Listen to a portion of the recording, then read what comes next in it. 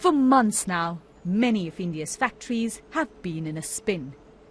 With rising prices on one hand and falling consumer demand on the other, they've slowed down. And the impact has been felt on the economy. So if the taxes on goods produced here in India are reduced, would that get consumers buying again? Well, this is what some from industry are hoping the finance minister will announce in his interim budget. But it's a difficult situation because that would bring down government revenues, which in turn would mean that the fiscal deficit gets affected.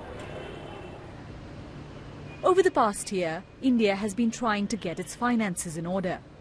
But it's a tricky balancing act. Fuel subsidies are one of the government's biggest expenses because India imports most of the oil it needs. Cutting those subsidies and in effect hiking the price of fuel is a politically sensitive issue. But that's just one measure the government's had to take. This is the first time in 26 years that you've had GDP growth below 5% for 2 successive years. That constrains what you can do on the revenue and tax front. So what the government's had to rely on, which is not optimal, is cut a lot of planned expenditures towards the end of the year. In some cases, there'll be arrears run up for subsidies, which is not the most desirable way of doing it, but also generate a lot of non-tax revenue. So we've seen spectrum sales, for example. We've seen dividends from public sector enterprises. With elections just a couple of months away, there's little room for the present leadership to make any big promises in the last budget of their term.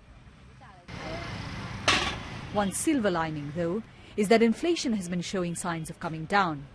Vegetable prices, which had skyrocketed late last year, have fallen substantially. And while this is arguably more down to market supply and favourable weather than political interference, the government will be hoping this is something people consider when they come out to cast their vote. Yogita Lamai, BBC News, Mumbai.